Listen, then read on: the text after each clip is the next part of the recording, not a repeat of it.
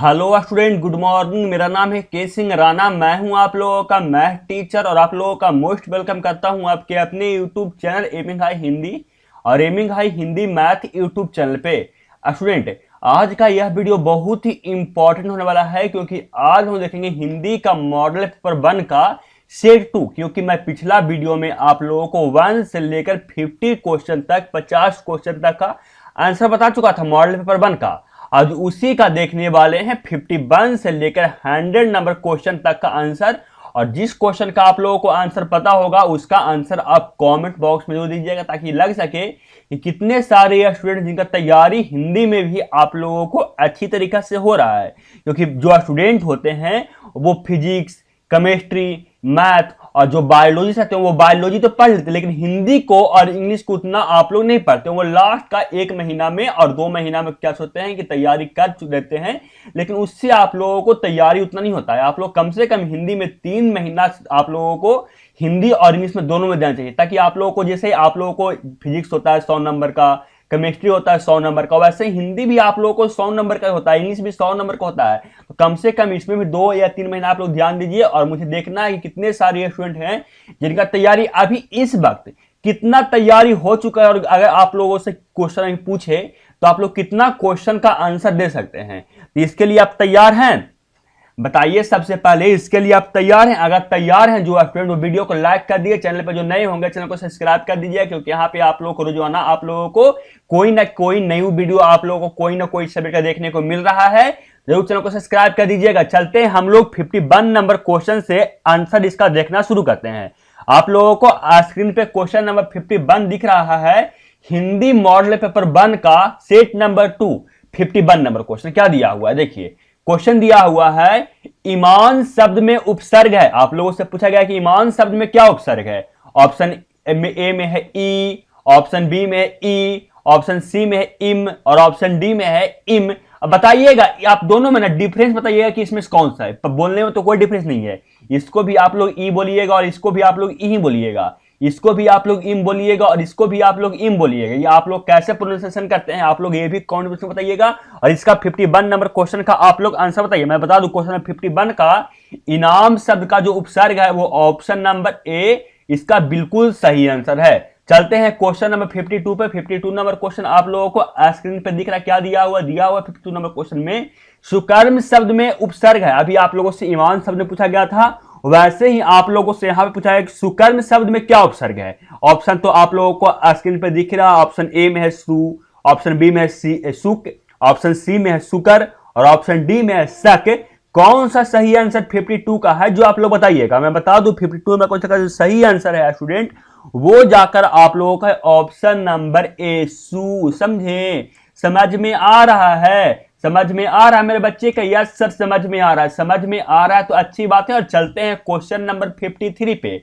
और 53 number question आप लोगों को स्क्रीन के सामने तो दिख ही रहा था, लेकिन उसका ऑप्शन नहीं दिख रहा है।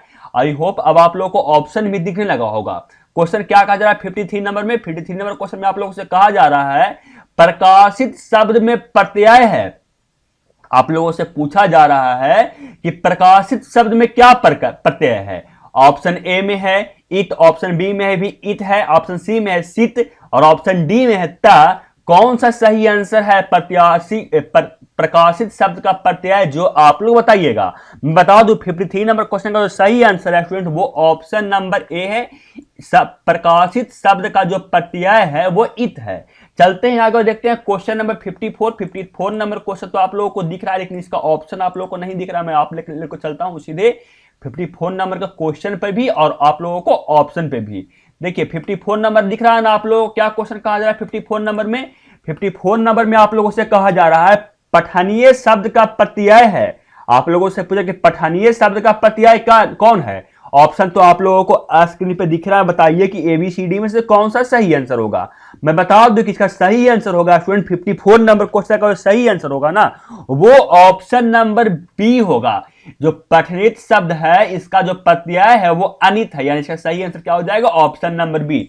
आगे चलते हैं, देखते हैं 55 नंबर क्वेश्चन, पंकिल शब्द का प्रत्यय है। आप लोगों से कहा है कि पंकिल शब्द में क्या प्रत्यय है। ऑप्शन ए में है किल, ऑप्शन बी में है ला, ऑप्शन सी में है किल और ऑप्शन डी में है इल। कौन सा सही आंसर बताइए आप लोग मेरे स्टूडेंट एबीसीडी में से। मैं बता दूं कि 55 नंबर क्वेश्चन का सही आंसर है वो option number D.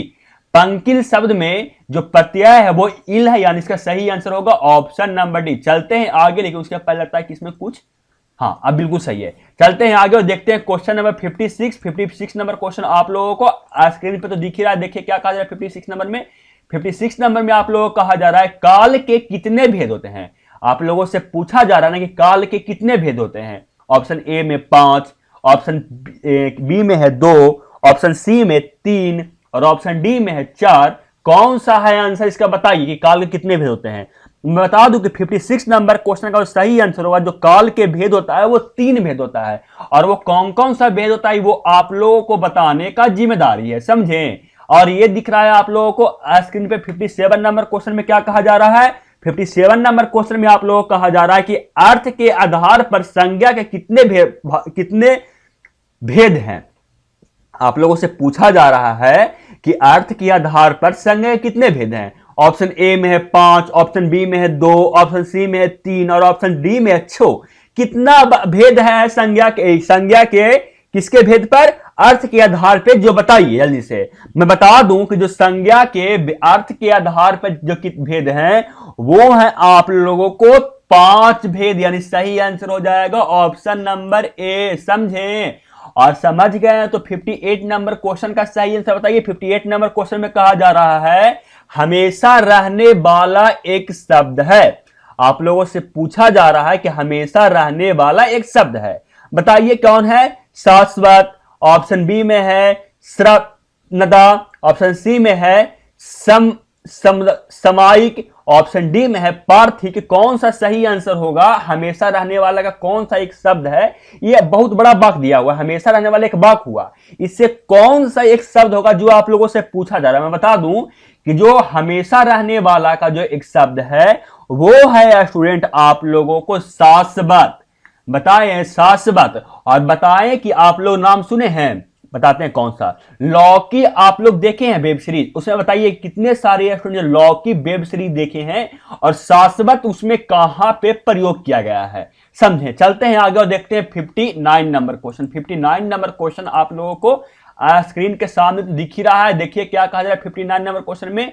59 number question में आप लोगों से कहा जा रहा है जो सब कुछ जानता हो वो एक शब्द है। आप लोगों से पूछा कि जो सब कुछ जानता है वो कौन सा शब्द है।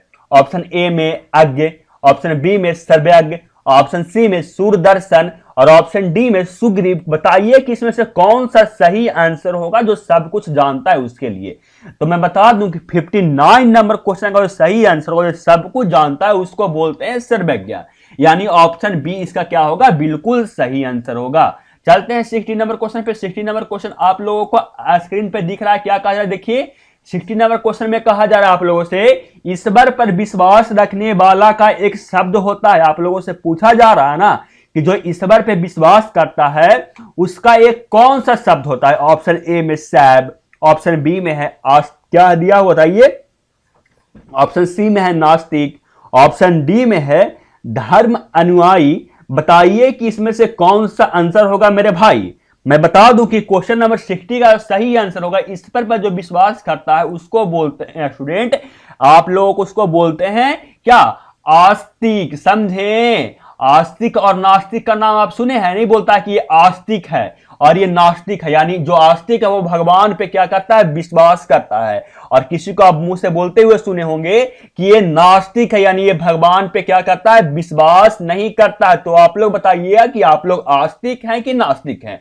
चलते हैं आगे देखते हैं क्वेश्चन नंबर 61 नंबर क्वेश्चन आप लोगों को स्क्रीन पे ये दिख रहा है। कहा जा रहा है 61 नंबर क्वेश्चन में क्या कि बाल कृष्ण भट्ट की रचयिता बातचीत साहित्य की कौन विद्या है। ऑप्शन ए में एकांकी, ऑप्शन बी में कहानी, ऑप्शन सी में यात्रा संस्मरण और ऑप्शन डी में ललित निबंध। कौन सा सही आंसर होगा जो बताइएगा।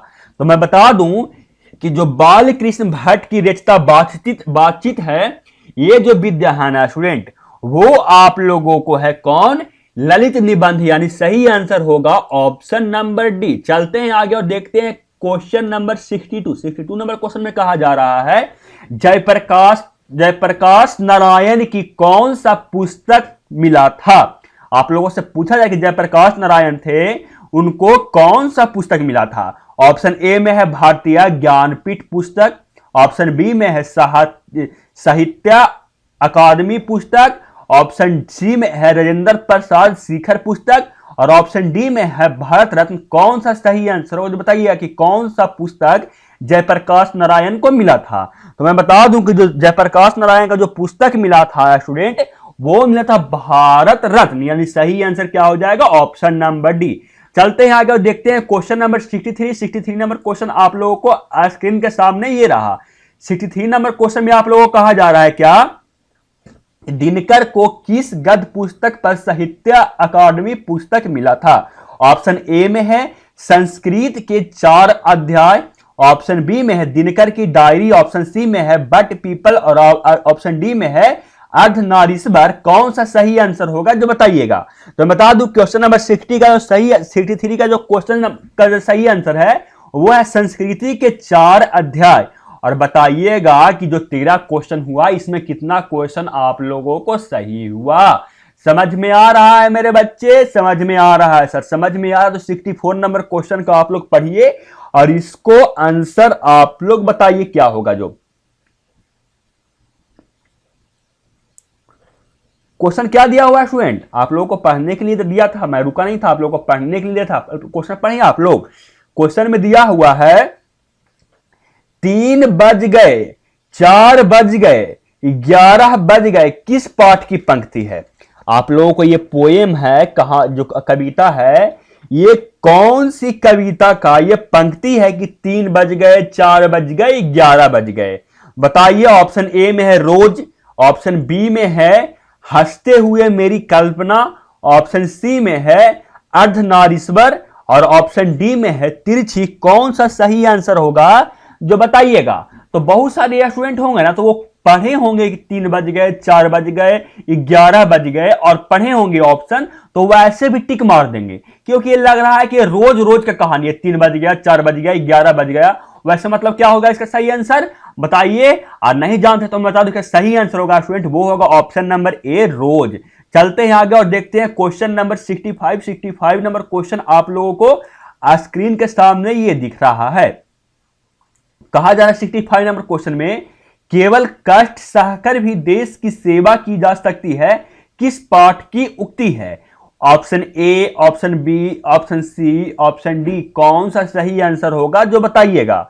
मैं बता दूं क्वेश्चन नंबर जो 65 इसका सही आंसर है स्टूडेंट, ऑप्शन नंबर सी इसका बिल्कुल सही आंसर है। एक लेख और एक पत्र जो कष्ट सहकर भी देश की सेवा की जाती है, यह आप लोगों को एक लेख और एक पत्र से लिया गया है। चलते हैं आगे देखते हैं क्वेश्चन नंबर 66 नंबर क्वेश्चन आप लोगों को स्क्रीन के सामने ये दिख रहा है। कहा जा रहा है आप लोगों को 66 नंबर क्वेश्चन में कि परंपराशील नाट्य किसने लिखा है? ऑप्शन ए में जगदीश चंद्र मथुर, यहाँ पे आप लोगों को ऑप्शन बी में है मोहन राकेश, ऑप्शन सी में जयशंकर प्रसाद, और ऑप्शन डी में भारतेंदु हरिश्चंद्र। कौन सा सही आंसर होगा जो बताइएगा। मैं बता दूं जो 66 नंबर क्वेश्चन का सही आंसर है वो ऑप्शन नंबर ए जगदीश चंद्र मथुर इसका बिल्कुल सही आंसर है। चलते हैं आगे देखते हैं क्वेश्चन नंबर 67 नंबर क्वेश्चन में कहा जा रहा है मोहन राकेश का जन्म कब हुआ था? आप लोगों से पूछा जा रहा है कि मोहन राकेश का जन्म कब हुआ था। ऑप्शन ए में 1927 ईस्वी में, ऑप्शन बी में 1926 ईस्वी में, ऑप्शन सी में 1925 ईस्वी में, और ऑप्शन डी में है आप लोगों को 1901 ईस्वी में। बताइए कि इसमें से कौन सा सही आंसर होगा। मोहन राकेश का जन्म कब हुआ था? मैं बता दूं, और ये क्वेश्चन बहुत ही इंपॉर्टेंट, समझे आप लोग बात मानिए। अगर आप बोर्ड एग्जाम दे रहे हैं तो आप लोगों को कौन सी कहानी को कौन लेखक हैं ये आप लोग जरूर याद कर लीजिएगा। दूसरी बात कि जो लेखक है उनका जन्म कब हुआ था ये आप लोग एक याद कर लीजिएगा। हिंदी में मैं बता रहा हूं और इंग्लिश में भी साथ साथ।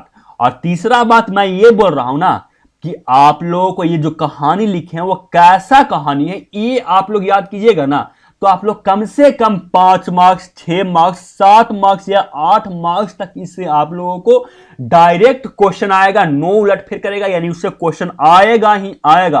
हो सकता है कि 10+ मार्क्स भी आप लोगों से पूछ लिया जाए अगर ज्यादा क्वेश्चन पूछा गया तो तो आप लोग क्या कीजिएगा, इस तीनों का कम से कम, मतलब कम से कम नहीं, इस तीनों का अच्छी तरीके से याद करिए कि आप लोग को मिस्टेक नहीं हो, और आप लोग को नंबर अगर इससे पूछे तो आप लोग को नंबर अच्छी तरीके से मिल जाए। बता दूं कि क्वेश्चन नंबर मोहन राकेश का जो जन्म हुआ था स्टूडेंट, वो आप लोगों को हुआ था 1925 ईस्वी में, यानी ऑप्शन ए सी इसका क्या हो जाएगा, बिल्कुल सही आंसर। चलते हैं अगर देखते हैं क्वेश्चन नंबर 68 नंबर क्वेश्चन आप लोगों को स्क्रीन पर दिख रहा है। 68 नंबर क्वेश्चन में कहा जा रहा है, क्या देखिए, कहा जा रहा है दूसरी परंपरा की खोज पुस्तक की रचयिता है। ऑप्शन ए में नामवर सिंह, ऑप्शन बी में है रामधारी सिंह दिनकर, ऑप्शन सी में है रामविलास शर्मा, और ऑप्शन डी में है जे कृष्णमूर्ति। कौन सा चारों में से सही आंसर होगा जो बताइएगा।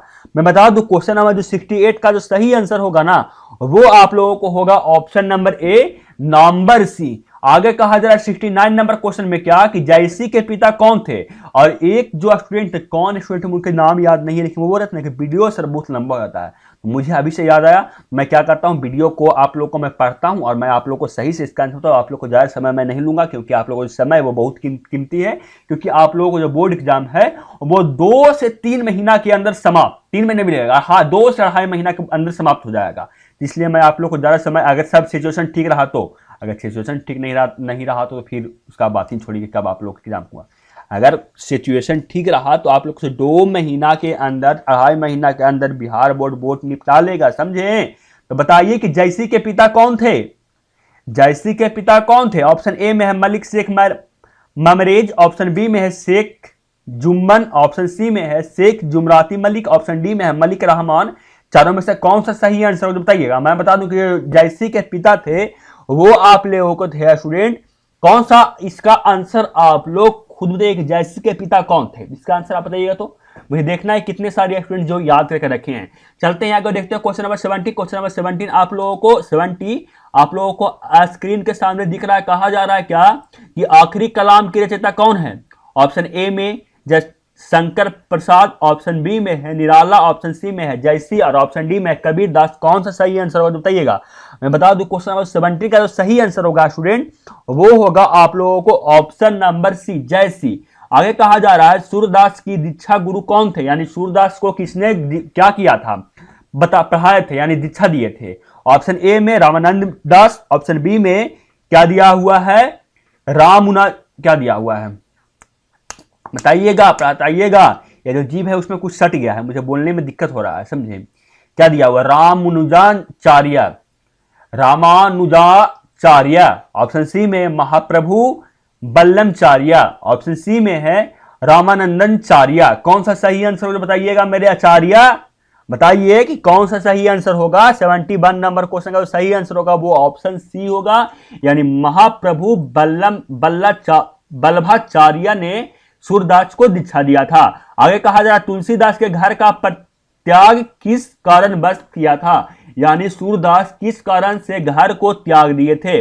ऑप्शन ए में है पत्नी के आसक्ति से, ऑप्शन बी में पत्नी के फटकार से, ऑप्शन सी में पत्नी के प्रेम से, और ऑप्शन डी में है पत्नी के प्रगाढ़ प्रेम से। बताइए कौन सा सही आंसर होगा। मैं बता दूं 72 नंबर का क्वेश्चन का सही आंसर, तुलसीदास जो घर त्यागे थे, यानी त्यागे थे, वो तो किस कारण छोड़े थे, वो छोड़े थे अपने पत्नी के फटकार से, यानी सही आंसर होगा ऑप्शन नंबर बी। ऐसा नहीं कि आप लोग को जब शादी हो और पत्नी फटकार तो आप लोग भी घर त्याग कर और बन जाइएगा साधु।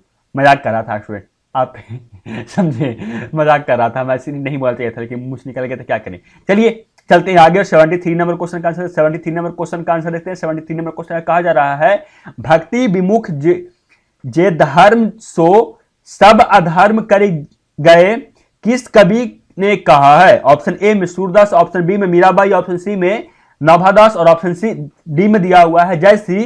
कौन सा सही आंसर होगा जो बताइएगा। बता दूं क्वेश्चन नंबर 73 का जो सही आंसर है स्टूडेंट वो आप लोगों को है ऑप्शन नंबर सी नर्मदास। समझ गए ना, समझ गए सर। चलते हैं आगे देखते हैं 74 नंबर क्वेश्चन। 74 नंबर क्वेश्चन में कहा जा रहा है भूषण की भाषा कौन सी है। ऑप्शन ए में ब्रजभाषा, ऑप्शन बी में भोजपुरी, ऑप्शन सी में मैथिली, और ऑप्शन डी में मगही। कौन सा सही आंसर होगा बताइएगा। जो भूषण है उसकी कौन सा भाषा था। मैं बता दूं जो भूषण है उनका जो भाषा है वो आप लोगों को ब्रिज भाषा, यानी सही आंसर होगा ऑप्शन नंबर ए। और ब्रिज भाषा कहां पे हो जाता है ये भी बताइएगा, और आप लोग जिला से हैं ये भी आप लोग कमेंट करके बताइएगा तो स्टूडेंट कि आप लोग कौन जिला से हैं, चलते हैं आगे और देखते हैं बिहार के कौन जिला से हैं। चलते हैं आगे और देखते हैं 75 नंबर क्वेश्चन। 75 नंबर क्वेश्चन में कहा जा रहा है क्या क्या कहा जा रहा है, चंद्रगुप्त नाटक के नाटककार कौन है। कहा जा रहा है चंद्रगुप्त नाटक के नाटककार कौन है। ऑप्शन ए में Jaishankar Prasad, option C B में मोहन राकेश, ऑप्शन सी में देवेंद्र नाथ शर्मा और ऑप्शन डी में भारतेंदु हरिश्चंद्र। कौन सा सही आंसर होगा जो बताइएगा। तो जो चंद्रगुप्त नाटक के नाटककार है ना स्टूडेंट, वो आप लोगों को है कौन, जयशंकर प्रसाद, यानी सही आंसर ऑप्शन नंबर ए है। आगे कहा जा रहा है किसकी रचना है। ये दिया हुआ है आप लोगों को किसी कविता का, आप लोगों को 2 लाइन दिया हुआ है और पूछा है कि किसकी रचना है। आप लोग कविता पढ़िए और इसका आंसर खुद बताइएगा 76 नंबर क्वेश्चन का कौन सा सही आंसर होगा। चलते हैं आगे देखते हैं क्वेश्चन नंबर 77।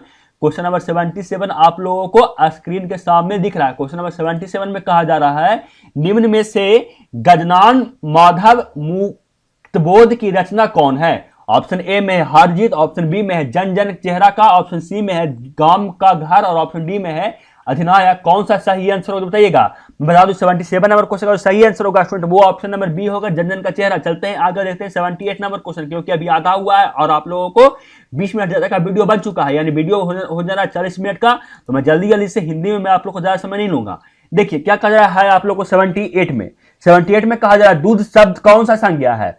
आप लोगों को कहा जा रहा है दूध कौन सी संज्ञा है बताइए। बता दूं कि मैं दूध होता है वो द्रववाचक संज्ञा होता है, यानी ऑप्शन नंबर क्या हो जाएगा सी, इसका बिल्कुल सही होगा। और ये आप लोग क्लास 2 से क्लास 3 से क्लास 5 से ही पढ़ते आ रहे होंगे कि जो दूध होता है वो द्रववाचक होता है। अब ऐसे भी दूध होता है वो द्रव होता है, यानी द्रववाचक होगा। ऑप्शन 79 में कहा जा रहा है मित्रता कौन सी संज्ञा है।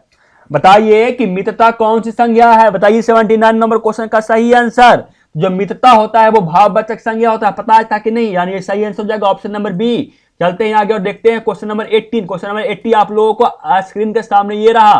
क्वेश्चन नंबर 80 में आप लोगों को कहा जा रहा है क्या सभा शब्द कौन सा संज्ञा है। आप लोगों को कहा जा रहा है सभा शब्द कौन सी संज्ञा है। ऑप्शन ए में समूहवाचक, ऑप्शन बी में भाववाचक, ऑप्शन सी में द्रववाचक और ऑप्शन डी में व्यक्तिवाचक। कौन सा शब्द इसका सही आंसर होगा जो आप लोग बताइएगा। मैं बता दूं सभा होता है स्टूडेंट वो कौन सी संज्ञा, तो वो क्या होता है बताइएगा। आप लोग बताइए कि नहीं बताइएगा, बताइए आप लोग बताइए कि नहीं बताइएगा। मैं नहीं बताऊंगा क्योंकि सब बच्चे से आप लोग पढ़ते आएंगे सभा कौन सी संज्ञा है, पानी कौन सी संज्ञा है, आप लोगों को सुंदर कौन सी संज्ञा, ये सब पढ़ते आए होंगे। नहीं तो जो स्टूडेंट नहीं जानते मैं बता दूं जो सभा होता है वो समूहवाचक संज्ञा होता है, यानी सही आंसर हो जाएगा ऑप्शन नंबर ए। आगे कहा जा रहा है फरवरी कौन सी संज्ञा है। जातिवाचक, व्यक्तिवाचक, समूहवाचक, भाववाचक। बताइए कि कौन सा सही आंसर होगा 81 का। तो जो जनवरी है स्टूडेंट वो कौन सा संज्ञा है, फरवरी, व्यक्तिवाचक। जो फरवरी होता है वो कौन सा जो नाम होता है वो क्या होता है व्यक्तिवाचक, यानी सही आंसर हो जाएगा ऑप्शन नंबर बी, इसका बिल्कुल सही आंसर होगा। आगे कहा जाए 82 नंबर क्वेश्चन में, 82 नंबर क्वेश्चन में आप लोगों से कहा जा रहा है ऊर्जा शब्द का कौन संज्ञा है। ऊर्जा शब्द का पर्यायवाची शब्द, सॉरी स्टूडेंट मैंने पढ़ा कि ऊर्जा शब्द का कौन संज्ञा है। यहां पर कहा जा रहा है ऊर्जा शब्द का पर्यायवाची शब्द कौन है। Option A, option B, option C, option D, कौन सा सही आंसर होगा जो बताइएगा आप लोग जी। बता दूं कि जो ऊर्जा होता है उसका पर्यायवाची शब्द होता है स्टूडेंट कौन सा, वो आप लोगों को होता है क्या आपूर्ति। समझें, ऊर्जा शब्द का पर्यायवाची शब्द होता है क्या आपूर्ति। सॉरी मुझे तो कुछ इसमें डॉट लग रहा है। ऊर्जा का पर्यायवाची आपूर्ति। आप लोग को मैं इससे बताता हूं, एक सेकंड। मैं बोल रहा था ये कि ऊर्जा शब्द का जो पर्यायवाची होता है, आप लोग ये बताइए कि कौन सा सही आंसर होगा, क्योंकि मुझे तो इसका आंसर मालूम है लेकिन मुझे कंफ्यूजन में डाल दिया मैं आप लोग को, इसलिए कि आप लोग बताइए कि ऑप्शन नंबर बी सही है या ऑप्शन नंबर बी गलत है। अगर ऑप्शन नंबर बी सही है तो बिल्कुल सही है, और ऑप्शन नंबर बी सही नहीं है तो कौन सा सही आंसर होगा जो आप लोग ये बताइएगा। और 83 नंबर क्वेश्चन आप लोगों को स्क्रीन पर दिख रहा है। कहा जा रहा है ओठ चबाना मुहावरे का अर्थ है। आप लोगों को कहा जा रहा है ओठ चबाना मुहावरे का अर्थ है, बताइए। ऑप्शन ए में टोना करना, ऑप्शन बी में झाड़ फूक करना, ऑप्शन सी में क्रोध प्रकट करना और ऑप्शन डी में लर्च करना। कौन सा सही आंसर होगा जो बताइएगा। बता दूं 83 नंबर क्वेश्चन का सही आंसर होगा आप लोगों को ओठ चबाना, इसका मतलब होता है क्रोध प्रकट करना। समझे, ओठ चबाना इसका मुहावरा का अर्थ होता है कौन, क्रोध प्रकट करना। चलते हैं आगे और देखते हैं 84 नंबर क्वेश्चन आप लोगों को।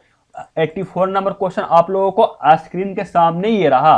84 नंबर क्वेश्चन में आप लोगों को कहा जा रहा है खून का घूंट पीना मुहावरे का अर्थ है। ऑप्शन ए में क्रोध प्रकट करना, ऑप्शन बी में गुस्सा पचा जाना, ऑप्शन सी में किसी का अनिष्ट करना और ऑप्शन डी में इसमें से कोई नहीं।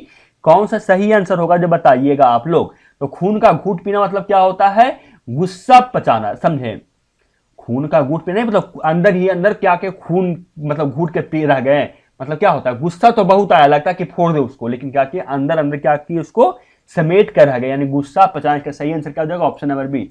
आगे कहा जा रहा है टेढ़ा खीर होना इसका मुहावरे का अर्थ है। ऑप्शन ए में कठिन कार्य, ऑप्शन बी में सरल कार्य, ऑप्शन सी में मामूली कार्य और ऑप्शन डी में अशुद्ध भोजन। कौन सा सही आंसर होगा बताइएगा।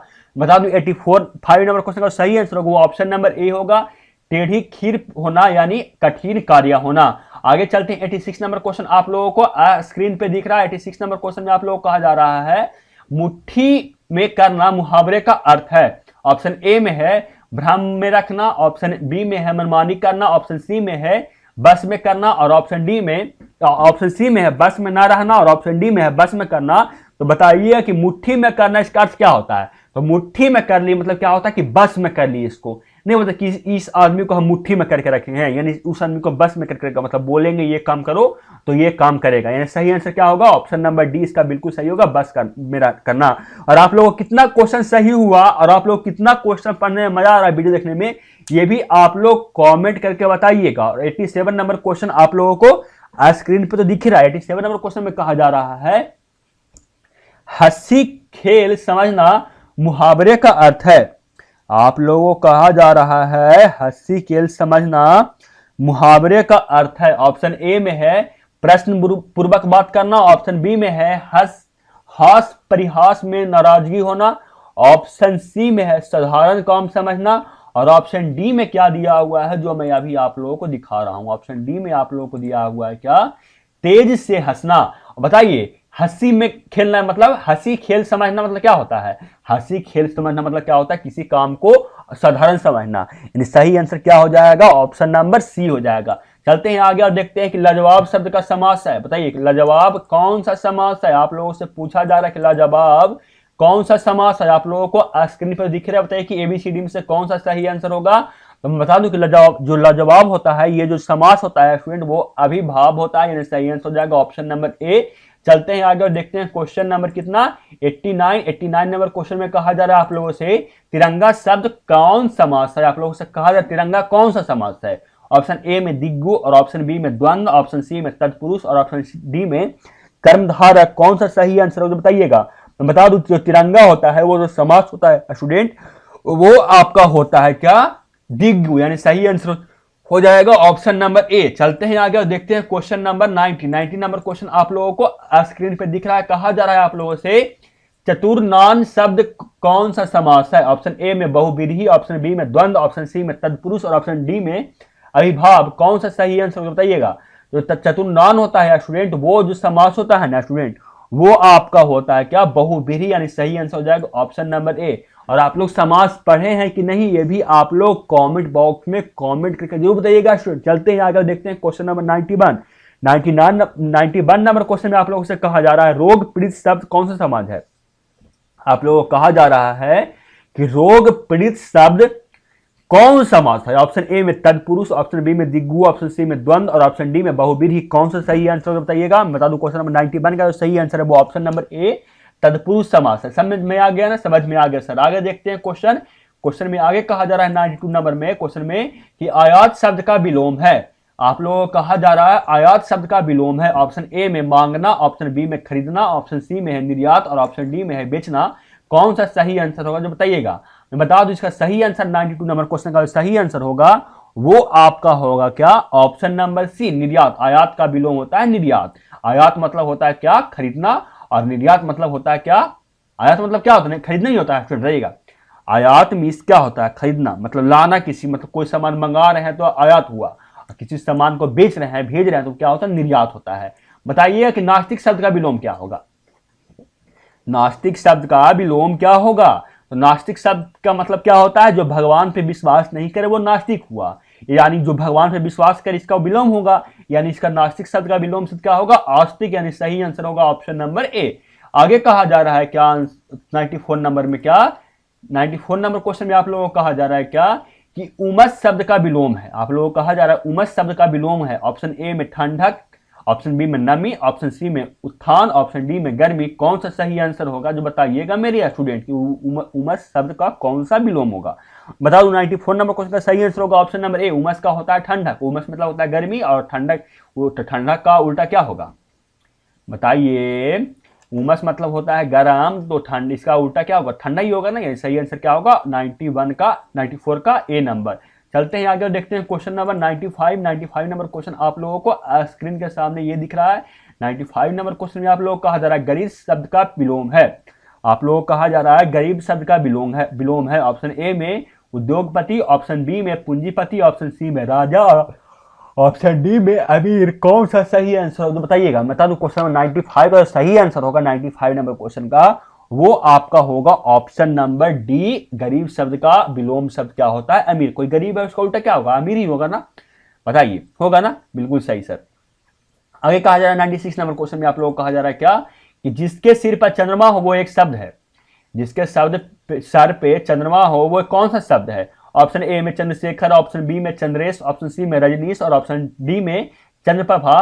तो बताइए कि जिसके सर पे चंद्रमा होता है उसको क्या कहते हैं। और आप लोग शंकर भगवान को किस नाम से जानते हैं उससे भी आप लोग जानते होंगे, क्योंकि जो शंकर भगवान के सर पे क्या है, चंद्रमा है, तो उनका एक नाम इसमें दिया हुआ है। तो बताइए कि कौन सा सही आंसर होगा। मैं बता दूं कि जिसके सर पर चंद्रमा होता है स्टूडेंट, उसको हम लोग जानते हैं चंद्रशेखर के नाम से, समझे। शंकर भगवान का एक नाम चंद्रशेखर भी है, आप लोग सुने होंगे।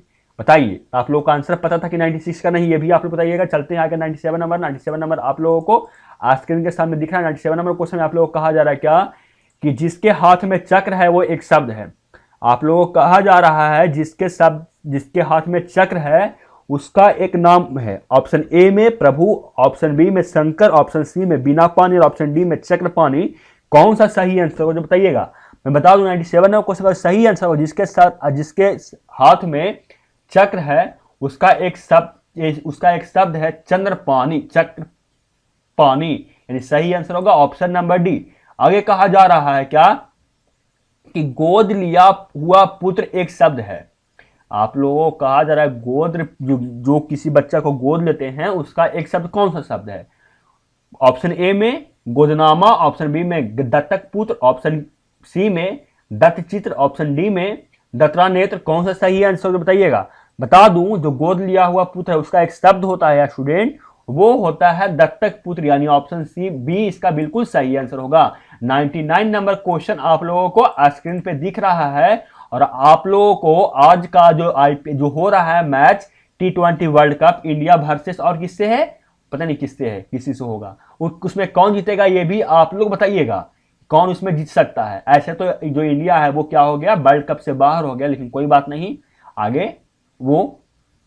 आगे देखेंगे 2022 में। लेकिन आप लोग अभी पढ़ने पे ध्यान दीजिए, मैच नहीं दिखेगा। ऐसा नहीं कि बैठ जाइएगा मैच देखने के लिए और 4 घंटा 5 घंटा अपना मैच देखने के चक्कर में बर्बाद कर लीजिएगा, समझे। क्योंकि मैच जब आप लोग पढ़ लीजिएगा उसके बाद मैच आराम से बैठ के देखिएगा ना। जब पढ़ लीजिएगा उसके बाद आराम से मैच बैठ के देखिएगा, कोई नहीं आप लोग कोई बोलेगा। लेकिन नहीं पढ़िएगा तो आप लोग को दिक्कत का सामना करना होगा, क्योंकि बोर्ड एग्जाम आप लोग को बहुत नजदीक है। आगे कहा जा रहा है क्वेश्चन नंबर 99 में कि ज्ञानोदय का संधि विच्छेद है। आप लोगों को कहा जा रहा है ज्ञानोदय का संधि विच्छेद है। ऑप्शन ए में ज्ञानोदय, ऑप्शन सी में ज्ञानोदय, ऑप्शन सी में ज्ञान उदय, ऑप्शन डी में ज्ञान उदय। कौन सा सही आंसर होगा बताइएगा। मैं बता दूं क्वेश्चन नंबर 99 का जो सही आंसर होगा स्टूडेंट, वो होगा आप लोगों को कौन सा, ऑप्शन नंबर सी ज्ञान उदय। इसका सही आंसर क्या हो जाएगा, ऑप्शन नंबर सी इसका बिल्कुल सही होगा। आगे कहा जा रहा है 100 नंबर में पुरुषोत्तम का संधि विच्छेद है। आप लोगों को कहा जा रहा है पुरुषोत्तम का संधि विच्छेद कौन सा होगा। इसका 100 नंबर क्वेश्चन का आप खुद आंसर बताइएगा, और बताइएगा कि आप लोगों को 50 क्वेश्चन में कितना क्वेश्चन सही हुआ ये भी आप लोग बताइएगा। और आप लोगों को वीडियो कैसा लगा ये बताइएगा। और अगला आप लोगों को कौन सा मॉडल पेपर लाएं, कौन सा सब्जेक्ट का मॉडल पेपर लाएं, ये भी आप लोग बताइए, क्योंकि मुझे आप लोगों को प्रत्येक सब्जेक्ट का 5 मॉडल पेपर करवाना है। इसे एक आप लोगों को नहीं, शायद बायोलॉजी का नहीं आया ना, अभी बायोलॉजी का आप लोग के साथ मॉडल पेपर नहीं आया है। तो बताइएगा आप लोग कि आप लोग को नेक्स्ट वीडियो में बायोलॉजी का मॉडल पेपर का चाहिए आंसर। तो अच्छा लगा वीडियो तो वीडियो को लाइक कर दीजिएगा, जो आप चैनल पर नए होंगे तो सब्सक्राइब कर लीजिएगा, बेल आइकन दबाइएगा। मिलते हैं आपसे अगले वीडियो में, तब तक जय हिंद, वंदे मातरम।